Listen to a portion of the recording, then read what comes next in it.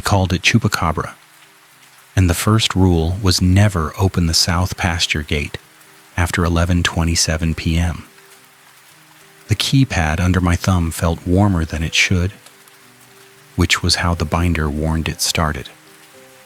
I was the overnight biosecurity contractor on a commercial goat property, and at 11:29 p.m., the probation timer on my HR form stopped feeling like paperwork and started feeling like a trap, because one more incident meant my badge would auto-expire at dawn. Anyone who has worked a night shift alone learns to trust the machine noises more than the dark. The gate motor had a steady whine when it cycled, the same pitch every time. So when it clicked twice and went quiet, my stomach did the stupid thing where it tried to pretend it was nothing. I told myself I was imagining patterns because I was tired, because I had been staring at screens too long, because the county inspector was coming in the morning and my name was already on the wrong side of a discipline letter. The shift binder was waiting on the desk, like it always did, but the corner was dog-eared in a way that made my skin crawl. It had an old revision sticker on the spine, something like a warehouse label that read R6K, and someone had pressed a strip of red tape across the cover, then peeled it back and stuck it down again so it never quite sat flat. Under the desk lamp, the tape had tiny notches in it, like somebody had cut it with nail clippers while thinking about something else. Inside, 2 laminated cards were clipped to the first page with a staple shadow where a third one used to be. The top card looked official, printed clean. The kind of language management loved because it sounded like safety, while it moved all the risk onto the person holding the keys. It said, "If you hear the goat alarm tone twice, do not acknowledge it. Log it and remain inside." The second line had a smear across the last words as if a wet glove had dragged over the ink. "If the keypad reads warm, do not the gate, or it will register." I stared at that smudge longer than I want to admit, because my brain kept trying to fill it in with something reasonable. Do not exit. Do not touch. Do not panic.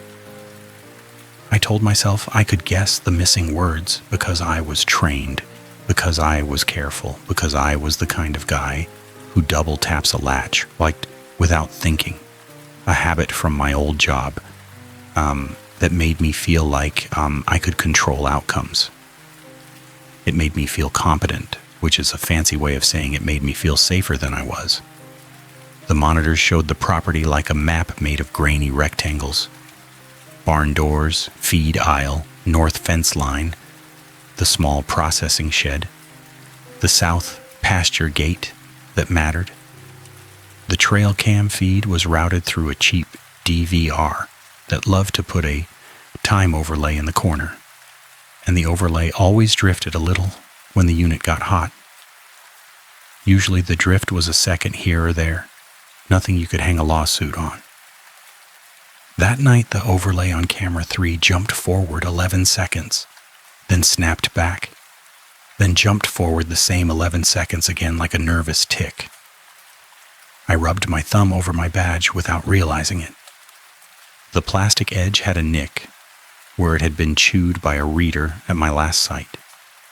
I kept telling myself the DVR needed a reboot because that was an easy story, a fixable story, and I needed the world to be fixable for one more shift.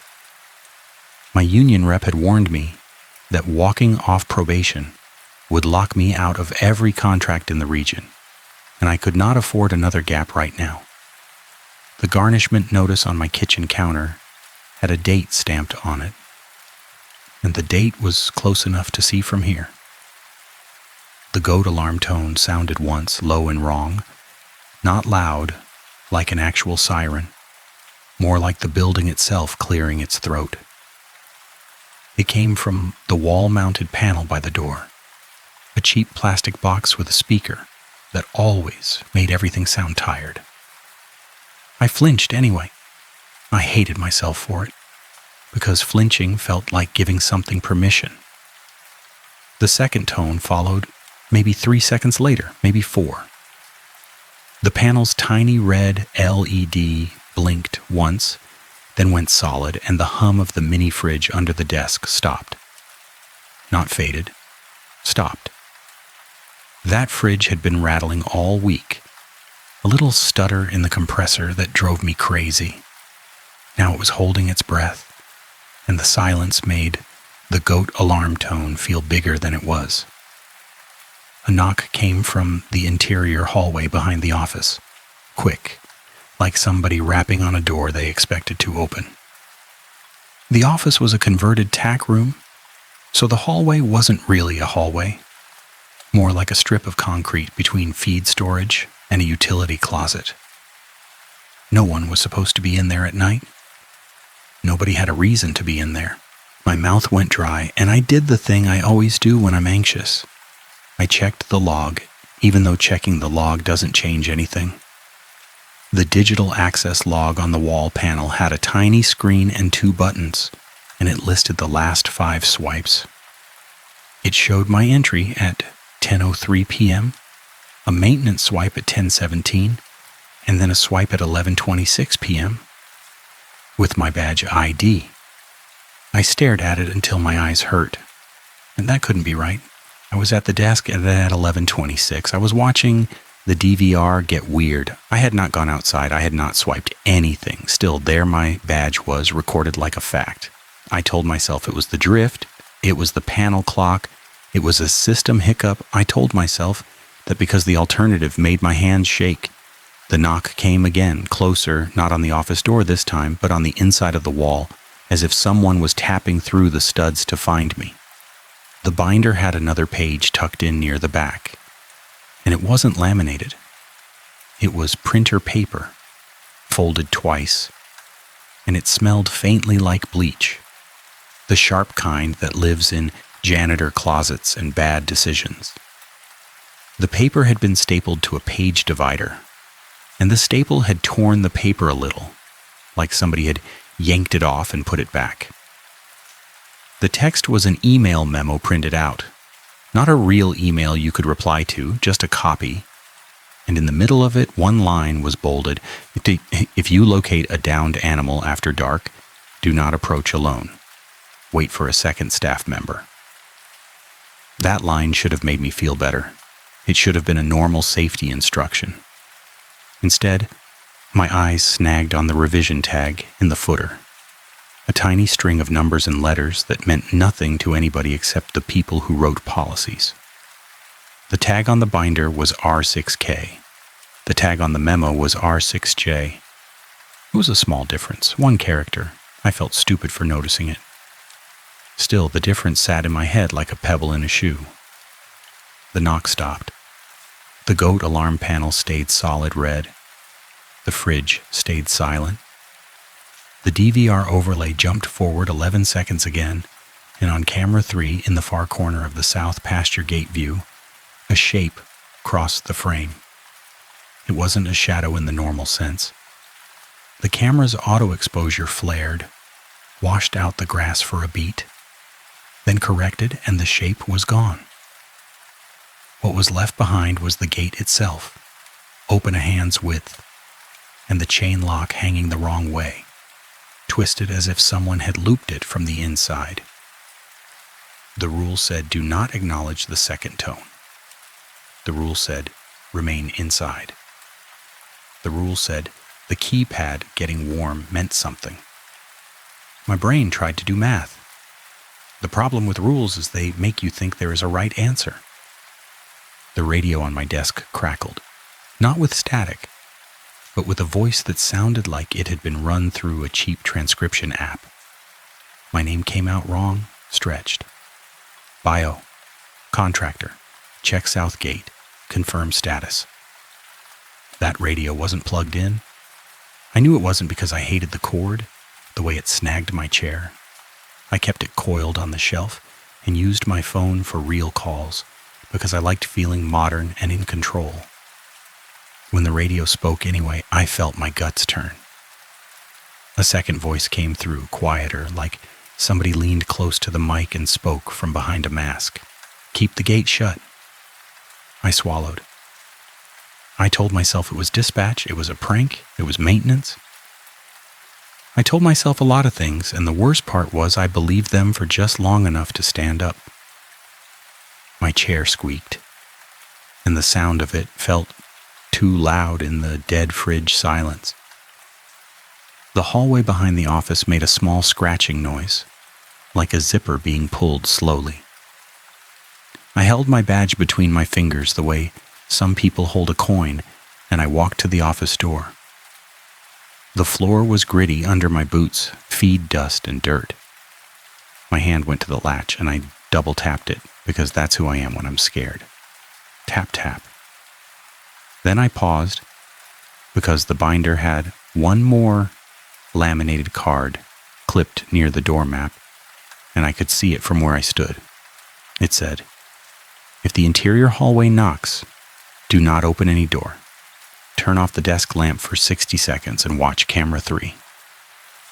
That was the first rule I broke, and I broke it for someone else.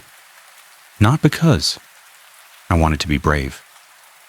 My phone screen lit up with a text from Marisol, the only other overnight on rotation, the one who took the job because she needed the health plan for her dad. She was supposed to be home. The text was one line. I left my keys in the barn. I'm outside. My pulse jumped so hard I tasted panic in the back of my throat. Not metal, just heat. I told myself she was lying or joking or sending the wrong message, but my thumbs typed anyway. "Stay in your car. Where are you?" Her reply came fast. "No car." I walked. "Gate won't take my badge." Something is breathing by the feed bins. The desk lamp was right there. The rule said to turn it off. The rule said to watch camera 3. The other rule, the one you don't write down, said you don't leave a coworker alone in the dark. I turned off the desk lamp. The office fell into monitor light, blue and sick, and the reflection of my face in the screen looked too pale, like I was already halfway gone. I counted in my head the way I always do when I need to calm down. 1, 2, 3.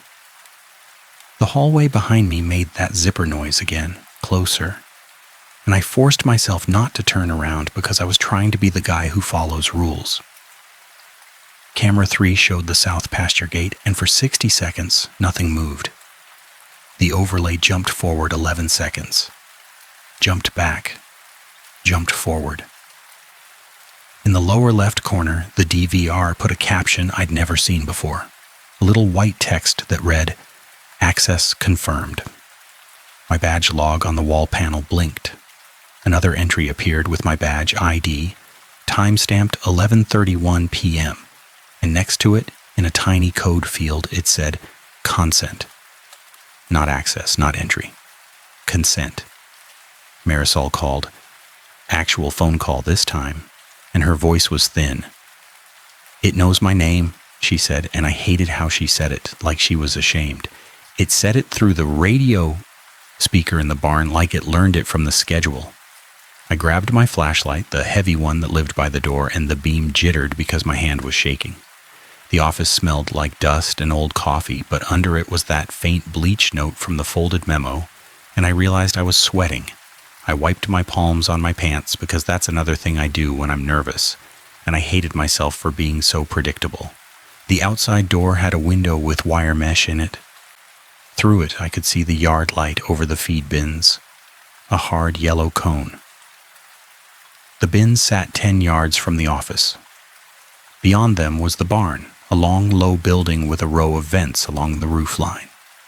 The south gate was farther, maybe 50 yards. Beyond it was pasture and fence and whatever the night was hiding. The rule said do not open any door if the hallway knocks. The hallway wasn't knocking anymore. It was quiet, which felt worse. I opened the outside door. Cold air hit my face, not winter cold, more like the kind that comes off a freezer when you crack it. A dry chill that smelled of metal and hay. The goat alarm panel inside gave one soft chirp, like a reminder. I stepped out anyway, because Marisol was somewhere between me and the barn, and the image of her alone in that cone of light made my chest ache. The gravel under my boots made a crunching sound, and then halfway to the bins, all the crickets stopped. Not faded. Stopped.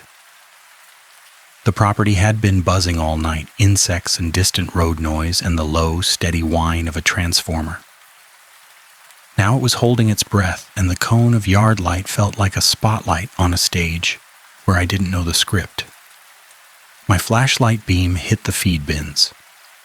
The bins were metal, round, with lids that latched down. One lid was open an inch, and something inside it was moving. Not big enough to be a person, but too rhythmic to be a rat. The movement made a soft tapping, like fingernails on tin. I called Marisol's name, and my voice sounded stupidly loud in the dead insect silence. She answered from the barn, and the relief of hearing her made my eyes burn. "I'm by the door," she said. "I don't want to go in." The barn door was a sliding metal door, and it was half open. It should have been closed. My light caught the edge of it, and the metal looked damp, like condensation. But when I touched it, the surface was warm, warmer than my skin. The warmth climbed into my fingertips, the same wrong warmth the binder had warned about on the keypad, and I yanked my hand back like the door had bitten me. Marisol stood in the doorway, her shoulders hunched, her badge hanging from her neck like a shield that wasn't working. Her eyes flicked past me to the office like she wanted to run there, but she didn't move. She was tougher than she looked. "My badge reader said denied," she whispered. "It said denied like I wasn't staff." "I'm here," I said, and I hated how small it sounded. I did the latch double tap on the barn's inner chain lock without thinking, because my body wanted to pretend it was doing something useful. Tap, tap. The lock rattled and settled. Marisol's phone buzzed. She glanced down, and her face tightened. "I just got an email," she said, and her laugh was shaky. "I'm not even on the email list. How did it know my address?"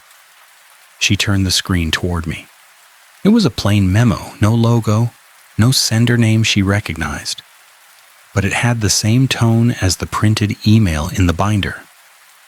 A sentence stood out in the middle, like somebody had highlighted it. "If a coworker is outside after the second tone, do not open the office door. Document the breach and wait for daylight." "That's insane," I said, because the idea of leaving someone outside felt like cruelty with a policy number attached. Marisol swallowed. "That's what it wants," she whispered. "It wants me outside." The goat stalls inside the barn were emptying out, the animals pressed against the far fence line like they were trying to become a single organism. Their eyes reflected my flashlight in tiny pinpoints. Their breath made little clouds in the warm air, which was wrong because the air shouldn't have been warm. The vents in the roof line were spinning slowly, but no wind was moving outside. A soft scrape came from the feed bins behind me, and I turned my light back just in time to see the lid settle closed, gently, as if an invisible hand had placed it. The tapping inside stopped. Marisol's gaze went to my flashlight, then to the office, then to the dark pasture beyond the gate. "We should go back," she said. "We should close everything. We should..." The pasture gate motor whined, faint from 50 yards away. The sound was wrong. It started too low, like the motor was struggling, then rose into that steady pitch it always had. The gate arm moved in the dark, slow, and my stomach dropped because I hadn't touched it. Nobody had. Still, it was opening. The binder's rule about the south gate felt like it had teeth now. Never open it after 11:27. If it opens, it registers consent. My badge log had already used that word. Marisol grabbed my sleeve, fingers cold. "Don't go," she said, and her voice cracked. "Please." The pro-social part of me wanted to listen. The stupid part of me wanted to fix the gate, because fixing things was what my whole life had turned into since the probation letter showed up.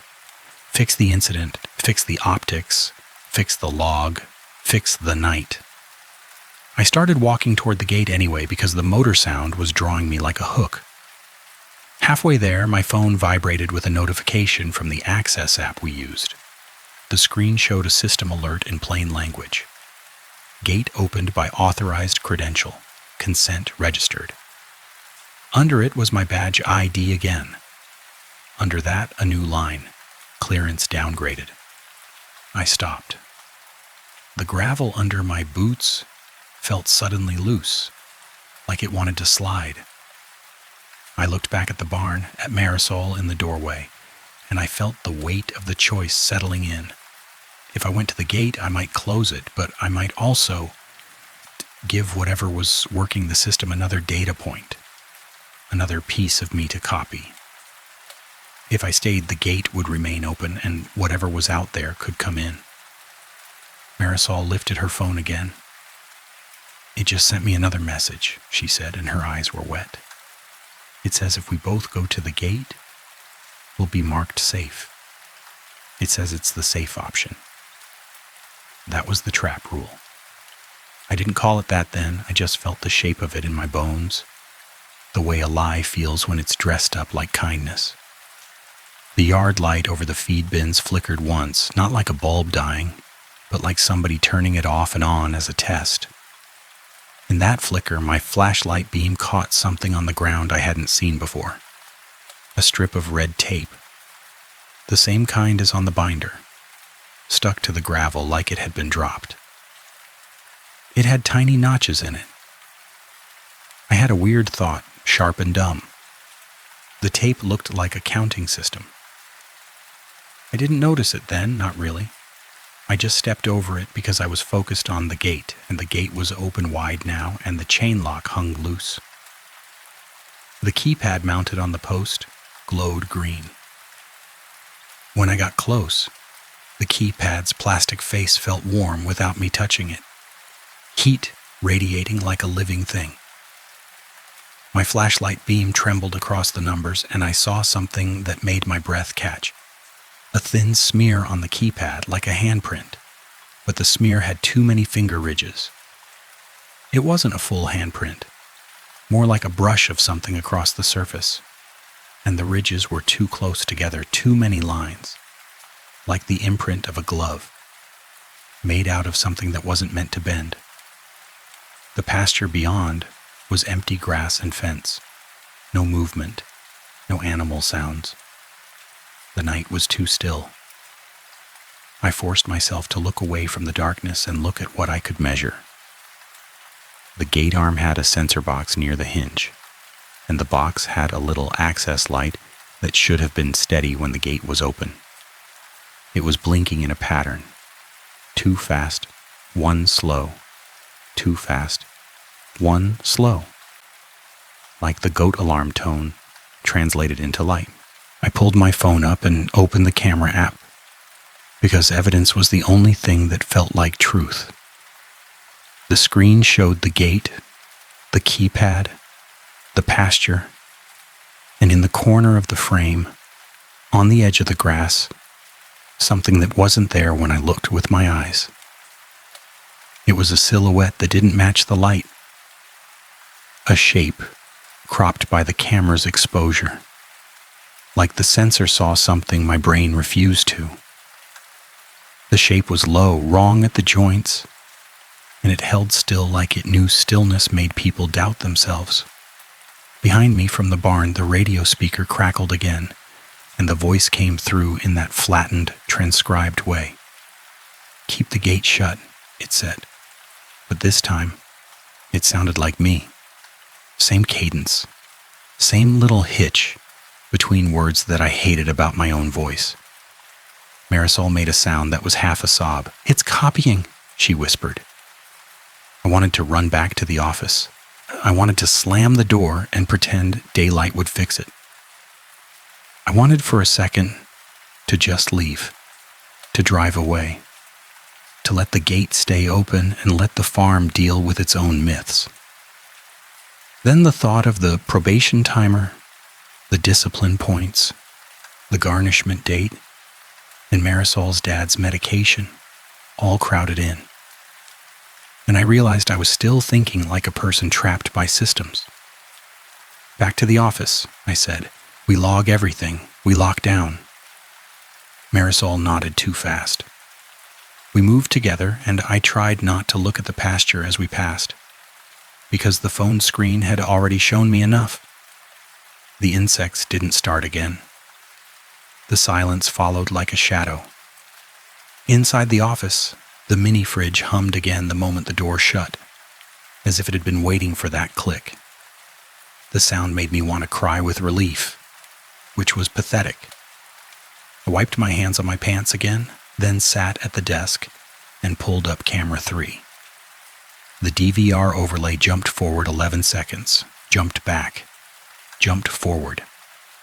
Each time it jumped, the frame showed the gate from a slightly different angle, as if the camera had shifted, but the camera was bolted in place. The difference was tiny, a few degrees, and it made my eyes itch.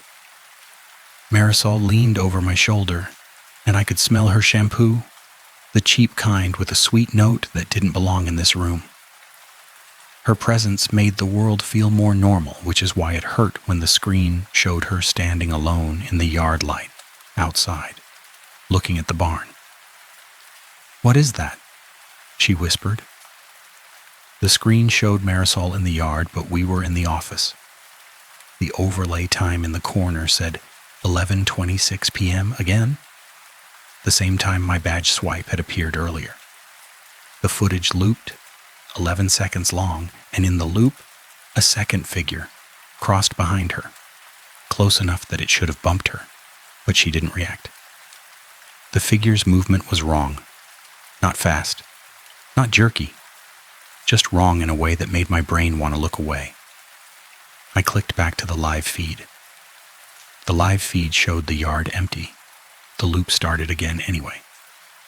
"It's not a predator," Marisol said, and her voice shook with anger now.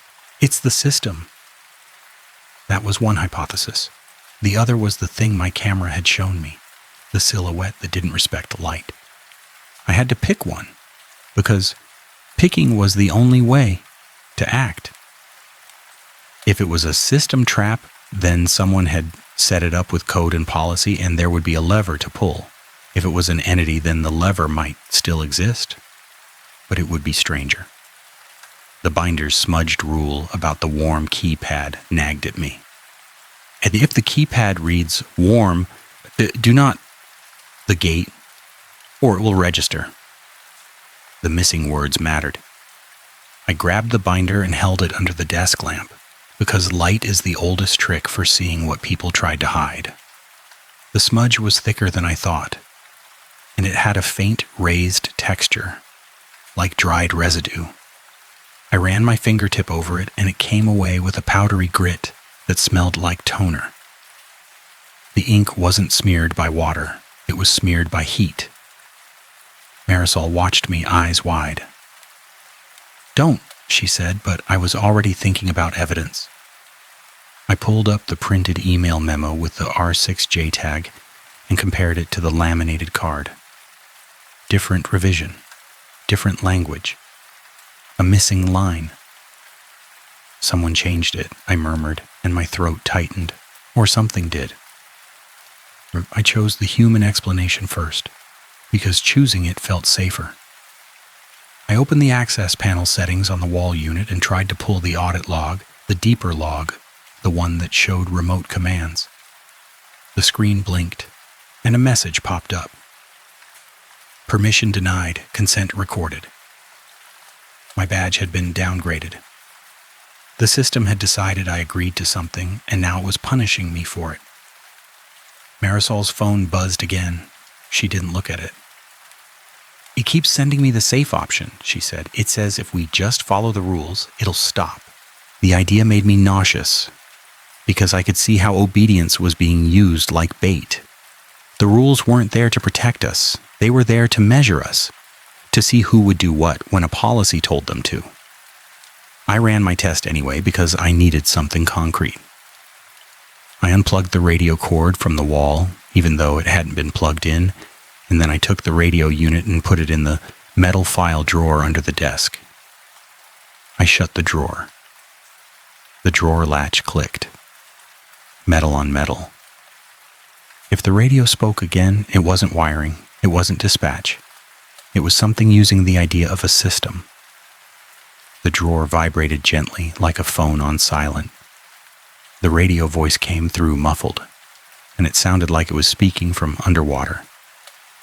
If you want to be marked safe, it said, take your badge to the gate together. Marisol made a small broken laugh. It's not even trying, she said, and her eyes filled. It thinks we're that desperate, you know. We were, that was the problem. Systems train people to obey because the cost of not obeying is always personal. I opened the office door to the interior hallway because the binder's rule about the hallway knocking had changed shape in my mind. The hallway was a strip of concrete, utility closet on one side, feed storage on the other. The air in it felt damp, even though it shouldn't. The walls had old graffiti from some kid who worked here years ago, profanity half painted over by management. On the feed storage door, someone had scratched a message into the paint with a key. Do not count them. My flashlight beam caught it, and the letters looked fresh, edges sharp, like the scratch had happened recently. Marisol leaned close, and her breath fogged in the beam. Count what? She whispered. The goat alarm panel chirped again. One soft tone this time, like the system clearing its throat. The mini fridge hummed. The insects outside stayed silent. A sound came from the hallway wall, and my skin prickled. It wasn't knocking. It was something like a page being turned, slow and deliberate, the papery rasp of a binder tab sliding. That sound didn't belong in a concrete hallway with metal doors. It came from the feed storage wall, and it made me feel watched, in a way cameras never had. Marisol grabbed my arm hard. That, she whispered, and that's what I heard in the barn, like paperwork. The sound stopped. The hallway held its breath. My pulse hammered. I hated that a sound could make me feel like I was back in an HR meeting, waiting for a verdict. I backed away because I wasn't going to chase noises. I wasn't going to fight anything. I was going to contain. The binder had a section on containment buried like an afterthought. It said in clean print, if a rule medium becomes compromised, do not repair it, photograph it, seal it, report it. That rule felt real. It felt like someone had once written it for a reason that had teeth. We took photos of every page, every smear, every revision tag. We recorded the DVR loop with my phone, the 11-second jump, the fake Marisol in the yard. My hand shook so badly the video wobbled and I cursed under my breath. Marisol steadied my elbow with both hands, her grip firm, and the simple human contact made me want to keep going. The first containment attempt was simple. Lock down the gate control. I pulled the breaker in the panel for the south gate motor, the one labeled Gate 2, and the switch felt gritty, like it had been flipped too many times recently. The office lights flickered when the breaker went down. On camera 3, the gate arm stopped mid-open, frozen like a paused film. The keypad went dark. For a breath, the world felt better. The mini fridge hummed. The desk fan whirred. The silence outside didn't feel as absolute. Relief crept in, thin and tentative, and it made my eyes sting. Then the access panel on the wall beeped, and the screen flashed a message. Manual override engaged. Consent confirmed. The gate arm moved anyway, slow, grinding, like the motor was being turned by something that didn't need electricity. The chain lock in the camera frame lifted, swung, and settled as if a hand had adjusted it. Marisol made a sound like she was swallowing a scream. "That's impossible," she said. The binder page with the smudged rule slipped from my fingers and fluttered to the floor. It landed face up. The red tape notches on the binder cover caught the desk lamplight, and I saw the pattern clear for the first time. Notches, groups, 3, then 4, then 3 again. My phone video, the one of the DVR loop, paused for a second, then resumed on its own. The time overlay on the paused frame was clear. 11:26 p.m. again. The same time repeated like a signature. "Do not count them," Marisol whispered, and her voice was almost a plea. I understood too late that the system wasn't just logging access, it was logging attention. The moment I stared at the time, the moment I tried to make it make sense, the system treated my focus like consent. It wanted me to verify, it wanted me to look twice. The trap rule wasn't the message about going to the gate together. That was just bait. The real trap was the instruction buried in safety language that made people double-check, confirm, verify, audit. It used obedience like a fingerprint. My stomach rolled with guilt because I had been so proud of being a careful worker, the guy who checks and rechecks. I had built my whole life on that reflex. Now the reflex was a handle. I made myself stop looking at the time overlay. I covered that corner of the monitor with a sticky note, a ridiculous little act of defiance. Then I did the same on the access panel screen, covering the last swipe list. If it wanted my attention, it would have to work harder. Marisol watched me and her mouth twitched, almost a smile. "That's smart," she said, and the praise made me feel sick, because it was too late for smart to erase what I'd already done. The phone buzzed again, a new message, no sender name, just text. "If you must exit, wear the red tape on your wrist. It will mark you safe." That was the most seductive thing it had offered yet. A small action, a talisman, a ritual made of office supplies. My hand drifted toward the binder without thinking, toward the red tape with the notches, and I caught myself. My fingers hovered. My pulse jumped. No, it couldn't be that simple. Marisol's eyes went to the interior hallway scratch message again. "Do not count them." The notches were a count. The tape was a count. "It's trying to get us to put it on," she said, voice shaking, "to agree." Outside, the yard light flickered twice.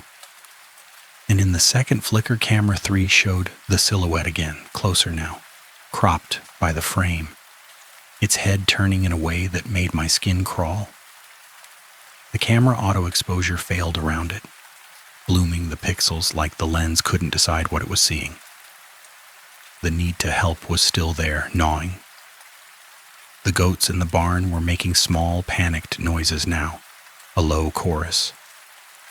Livestock fear is contagious. It makes the whole building feel alive.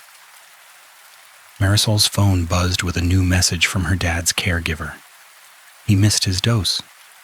Please call. She looked at it, and something in her face broke. The world outside the office was turning into a nightmare, and the world inside her life was still demanding things on schedule. That was the adult horror that never stops. The way obligations don't care if something is breathing in the feed bins. "We can't stay here forever," she whispered. "If I don't call, I'll call," I said, and I meant it. I broke another rule without thinking. The unwritten one about keeping personal calls off the job, because I couldn't watch her drown in two kinds of fear at once. I called the caregiver, voice shaking, and lied smoothly. "We're handling it. He'll be fine. I'll make sure." The lie tasted like pennies, not metal, just shame. I promised a thing I couldn't guarantee because I wanted to feel useful. When I hung up, the office felt colder. Marisol stared at me like she wanted to hug me and slap me at the same time. "Thank you," she whispered, and the gratitude hurt more than if she'd yelled. The moral dilemma arrived like a door swinging shut. The official memo on her phone said to document and wait for daylight. The human part of us knew daylight might not matter. The goats were panicking now, and if the gate was open, something could get to them, or something could make them do something stupid like break through a fence and hit the road. That would be a disaster that would be blamed on us, on our failure to follow protocol. My probation timer would become a termination. Marisol's health plan would vanish. Her dad would suffer. The system would survive. If we went out and tried to close the gate physically, we could stop the immediate danger. But we might step into whatever the camera kept catching, and the system might log us again, consent again, until we weren't us anymore on paper. If we stayed and waited, we might be safe, but the farm wouldn't be, and Marisol would carry that guilt forever. Marisol looked at me, eyes wide. "We go together," she said, and it was both a question and a decision, or we stay and watch everything burn. I hated that those were the options. I hated that the rule offered safe as bait. I hated that my brain still wanted to obey. I chose the third option because sometimes the only way out of a trap is to stop playing the game it expects. "We don't go to the gate," I said. "We go to the barn and we lock the animals in. We contain." It wasn't heroic. It was practical. It was also a rule break, because the binder had said stay inside the office after the second tone. Still, if the system wanted the gate, I wasn't going to give it the gate. We moved fast, flashlight beams bouncing, and the gravel felt like it shifted under my boots as if the ground didn't want to be where it was. The insects stayed silent. The yard light flickered once and held. At the barn door, the metal was warm again, giddy heat seeping into my palm through the glove I hadn't realized I was wearing. Marisol didn't touch it. She held her badge out like a cross. The badge reader by the door flashed red. Denied. "Use mine," I said, and my voice sounded rough. My badge worked. But the reader beeped in a tone I'd never heard before, a doubled chime like it was echoing itself. The door slid open a fraction farther on its own, and the goats surged away from the opening like a wave, pulling back from a shore. Their hooves clattered on concrete. The sound made my teeth ache. Inside, the air smelled of hay and animal heat, but layered through it was something sharp and electrical, like ozone from a cheap transformer. It was faint, but once I noticed it, it stuck. The smell made my skin prickle. Marisol gagged softly. "It smells like the office printer when it burns," she whispered, and the comparison was so weirdly specific it made me believe her. We moved down the feed aisle. The exit behind us was a rectangle of yard light. The stalls were on both sides. The far end of the barn led to a small door that opened to the pasture, another threshold. The goats were pressed against the far fence line inside, bodies trembling. A water trough sat near the center, metal half full, and the surface of the water was perfectly still. No ripples, even with the goats moving. My flashlight beam crossed the trough, and the beam wobbled as if the air above the water was hot. Then, from inside the trough, a sound rose, soft and specific. Breath through plastic. Inhale, exhale, like someone breathing into a bag. It lasted 3 breaths, then stopped. Marisol froze. Her fingers dug into my arm. "No," she whispered, "a no-no." The sound was the most wrong thing I'd heard all night, because it wasn't a growl, it wasn't a scream. It was a human-adjacent sound, bureaucratic in its quiet, like the system trying to mimic life. It made my scalp crawl. I backed away from the trough without taking my eyes off it. The goats watched, wide-eyed, as if they expected me to do something. The far door to the pasture creaked slightly and my flashlight beam caught the latch. The latch was double tapped. Tap, tap, like my habit. My throat tightened. I hadn't touched that latch yet. Still, the metal had the faint shine of fresh contact, as if someone had just done my reflex for me. Marisol's voice broke. "It's learning you," she whispered. I forced myself to act. Containment, label, seal. The barn had a roll of hazard tape in a drawer near the feed scale, the cheap yellow kind used for repairs. I grabbed it, hands shaking, and wrapped it around the trough twice, not tight, just enough to make a boundary. I stuck the end down, and the tape made a ripping sound that felt too loud. The moment the tape touched the metal, the breath sound stopped completely, and the ozone smell eased, like a pressure release. Relief flickered again, thin and dangerous. Then my phone buzzed with a notification. "Containment successful. Report to gate for clearance restore." Marisol made a strangled noise. "It's rewarding us," she whispered. "It wants us to believe it works." The barn door behind us slid a fraction more closed on its own, metal scraping metal. The exit rectangle narrowed. The yard light outside flickered. My badge on the lanyard felt heavier, like it was pulling. We had contained one symptom, and it had cost us access to the outside. "We have to get the warning out," Marisol said, voice steady now in a way that scared me. "We have to tell someone before it tags us as compliant." I thought of the shared drive folder we used, the one the supervisors checked in the morning. I thought of my probation status, the way any unprofessional report could be used to terminate me. I thought of the way the system had already created a swipe record with my badge without my consent. If I waited, the system would rewrite my story. Back in the office, I plugged my phone into the workstation and started uploading the videos, the photos, the access panel screenshots. My fingers shook so badly I typed wrong and I cursed, then corrected myself, because that's another human break I hate. The urge to narrate my own competence while it fails. The upload bar crawled. The office air felt too warm and the desk lamp hummed faintly, a sound I'd never noticed before because it had always been drowned by the fridge. Halfway through the upload, the shared folder refreshed. The files vanished. Not moved, not hidden. Gone. My heart slammed. "No," I said out loud, and it came out like a child, which embarrassed me and made me angrier. Marisol leaned over, eyes scanning the screen. A new folder had appeared in the directory list, one I hadn't made. The folder name was plain and awful, Consent. Inside it were my files neatly renamed. The DVR video was now titled Safe_Option. The photo of the smudged rule was titled Acknowledged. I felt sick. The system wasn't just logging us, it was curating us.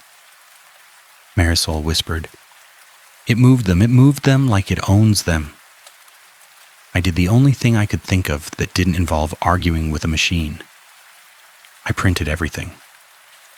The printer in the corner chugged, and each page came out with a faint toner smell that made my eyes water. The printouts had their own defects. Staple shadows where attachments should have been. Faint lines like the printer head was dragging. On the smudged rule page, the heat smear looked darker in print, and the missing words were almost visible, ghosted under the smear. Marisol held the page under the lamp and squinted. "It says, 'Do not touch the gate keypad twice,'" she murmured, "or it will register consent." My chest tightened. The trap was real, and it was so perfectly aligned with normal workplace behavior that it made me want to scream. People double-check. People retry a keypad. People hit a button again when it doesn't respond. The system treated the second touch as agreement. Outside, the goat alarm tone sounded once, then twice, and the panel LED went solid again. The mini fridge stopped. The insects stayed silent. The office held its breath. The radio spoke from inside the metal drawer, muffled and patient. "If you want clearance restored," my own voice said, "bring the printed report to the gate." Marisol's face went blank. "It wants the paper," she whispered. "It wants proof." Proof was a resource. Proof was how you survived systems. Proof was also how the system trapped you, because proof made you engage. My brain raced, and then the odd detail I had stepped over earlier clicked into place, hard and cold. The red tape notches, the count, the message scratched into the feed door. "Do not count them." The red tape on the binder wasn't a charm, it was a measuring strip. It was counting how many times someone complied, how many times someone touched, how many times someone acknowledged. The notches weren't random, they were a record. The tape was the real medium, not the paper, not the email. It was an unofficial ledger disguised as office supply. I ripped the red tape off the binder cover in one ugly motion, and the adhesive fought me, stringy and stubborn. The smell of it hit my nose, faintly sweet and chemical, like glue that had been warmed too long. I wrapped the tape around my own wrist for half a second before my brain caught up, and I yanked it off with a curse, skin stinging where the adhesive had kissed me. Marisol stared. "Don't," she whispered. "I know," I said, voice shaking. "I know, that's what it wants." I took the tape and stuck it hard over the DVR time overlay corner on the monitor, covering the time completely. Then I stuck another strip over the access panel swipe list, then another over the little consent folder name on the screen because I couldn't stand seeing it. The office felt suddenly colder, as if something had noticed it was being deprived of attention. The radio in the drawer crackled, and the voice came through distorted, angry. The desk lamp flickered. The printer made a grinding noise like it was trying to reverse. Camera 3 froze on a frame, not a loop, a still. The gate was open. The pasture beyond was black. In the center of the frame, just inside the open gate, the silhouette stood fully visible for the first time, caught by the camera's auto exposure, in a way my eyes couldn't deny. It wasn't a dog. It wasn't a person. Its limbs were too long in the wrong places, joints bent like it didn't know the rules of bone. Its head was tilted, listening, and its posture looked like it was waiting for an instruction. Marisol made a small sound, and I hated that the sound was a name. Not her own name. Mine. The silhouette moved its head as if responding. A cold, clean dread rolled through me because I understood the worst part. It didn't hunt like an animal. It enforced like a policy. It waited for consent. The yard light outside flickered, and the office window glass showed our reflection. 2 people in a room lit by monitors. In the reflection behind us, a third shape stood in the interior hallway doorway. I spun, flashlight up, and the hallway was empty.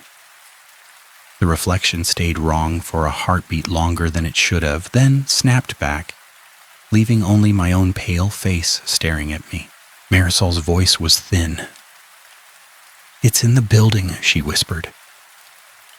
I grabbed the printed pages and shoved them into a plastic bin, the kind used for cleaning supplies because I needed a container.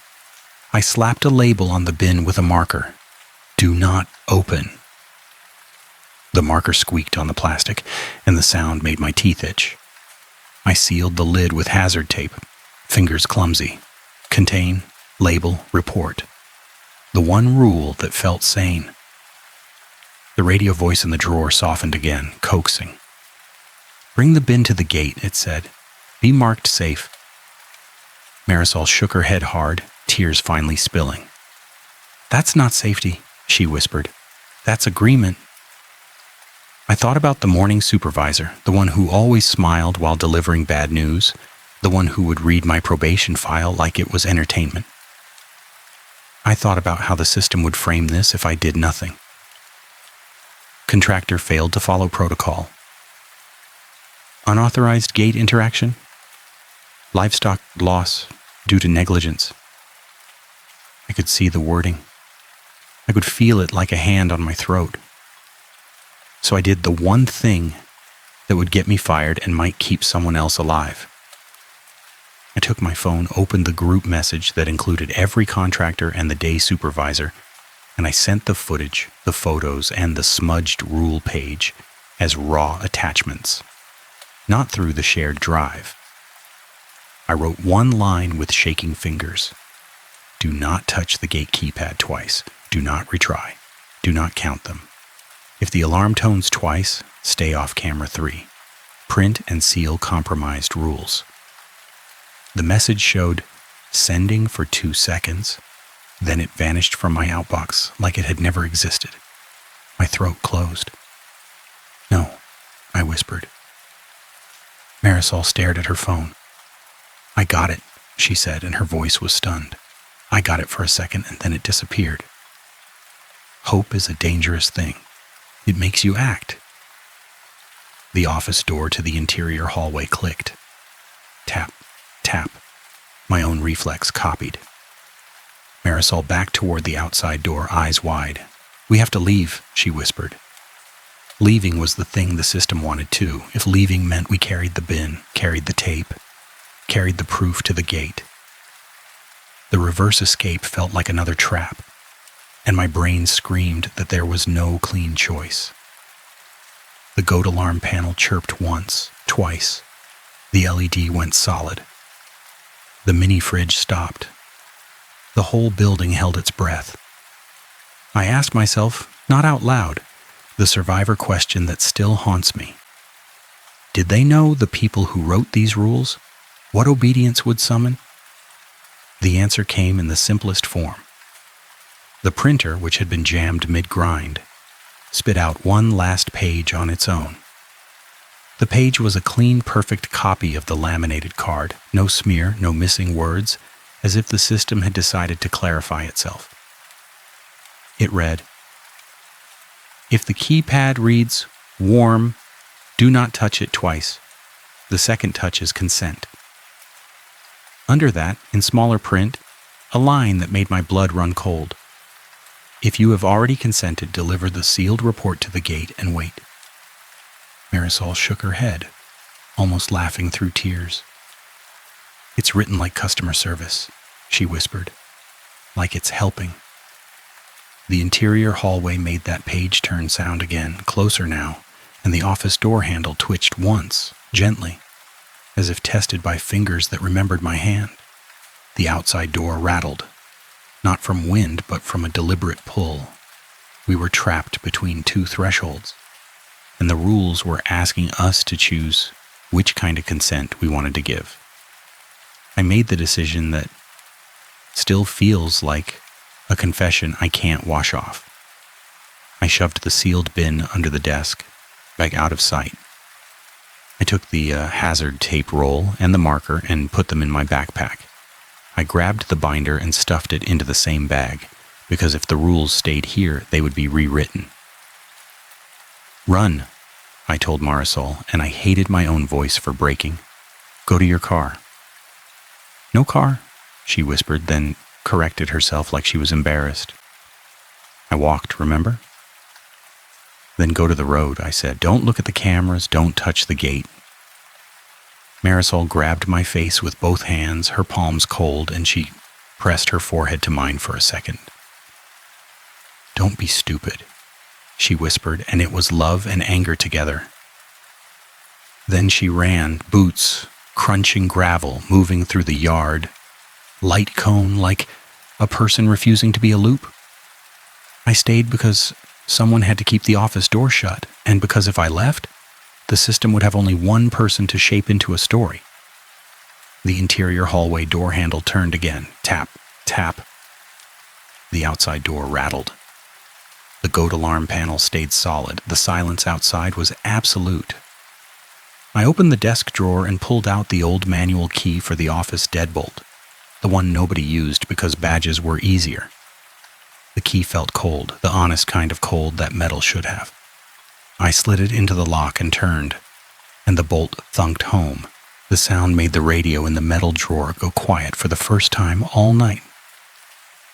In that quiet, my phone buzzed. A new folder had appeared in my personal cloud, one I didn't create, and inside it was my vanished group message, sitting there like bait. The folder name wasn't Consent this time, it was Archive. A single text file sat beside the attachments. The first line said, "Keep the gate shut." The second line was worse, because it was addressed to someone who wasn't me. If you've seen that symbol before, don't ignore it. I locked the office door and sat with my back against it, listening to the building breathe through vents that weren't moving. And the only thing I could think, the only thing that felt like truth, was that the chupacabra wasn't outside at all. It was in the rules.